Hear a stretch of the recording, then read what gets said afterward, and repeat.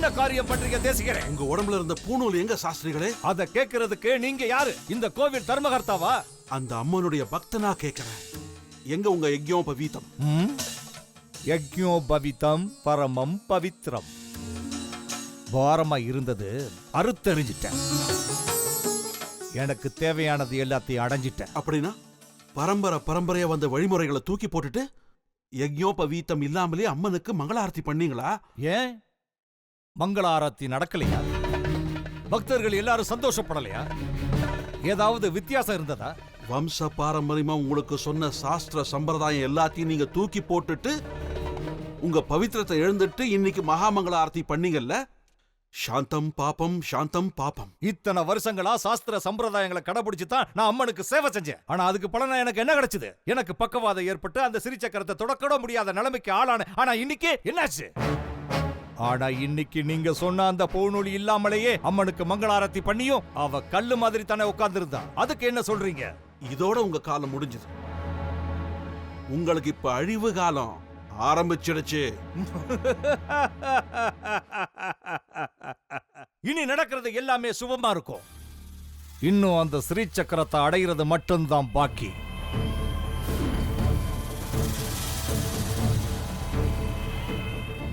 இனிமே இந்த சக்கராபுரி கொண்டாட போறது அந்த அம்மனை இல்ல, இந்த அப்பனை.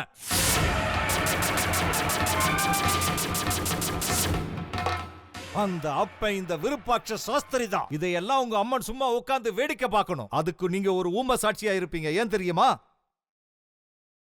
என்னுடைய பேரையும் புகழையும் வரலாற்றுல பதிக்கணும் இல்லையா? அதுக்கு தான்.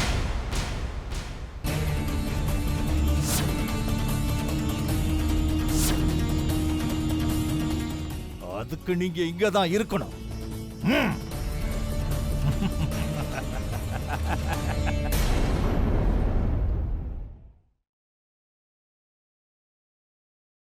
உன்னுடைய சன்னிதானத்தோட புனித தன்மையே போயிடுச்சு தாயே.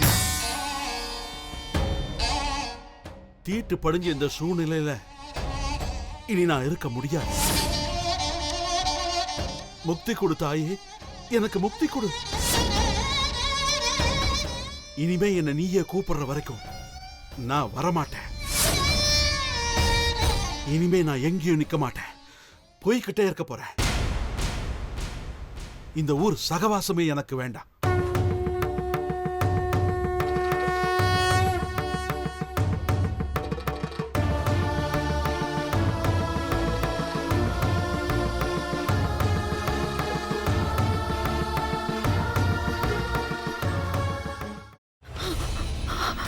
இதுக்கு மேல என்ன சொல்ல போற?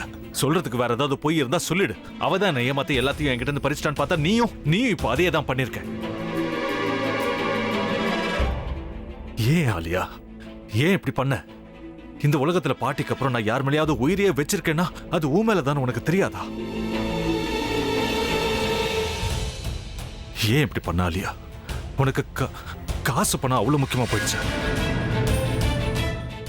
அதுக்காக நம்ம உறவை கூட மறந்துடுவியா?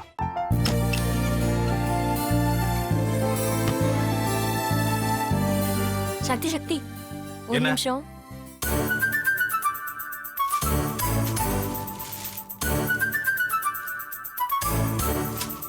இந்தாங்க. என்ன இது? உங்களுக்கு பிடிச்ச பிராண்ட் செப்பல்.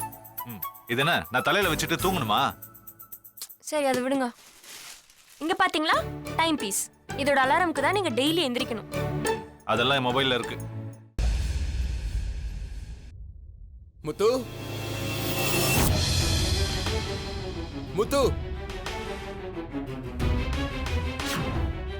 என்னடி இவன் முத்துன்னு ஒருத்தைய உருவாக்கி விட்டான். செல்வியை மறப்பான்னு பார்த்தா எப்ப பார்த்தாலும் முத்து முத்துன்னு கூப்பிட்டு இருக்கான். முத்துவ கூப்பிட மட்டுமா செய்யறான்?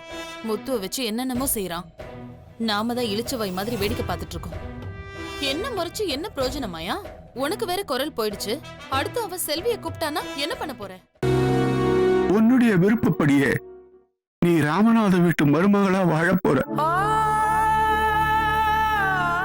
கண்டிப்பா என்னுடைய ஸ்தானத்திலிருந்து அவன் உன்னை நல்லா பார்த்துக்குவான். அம்மா,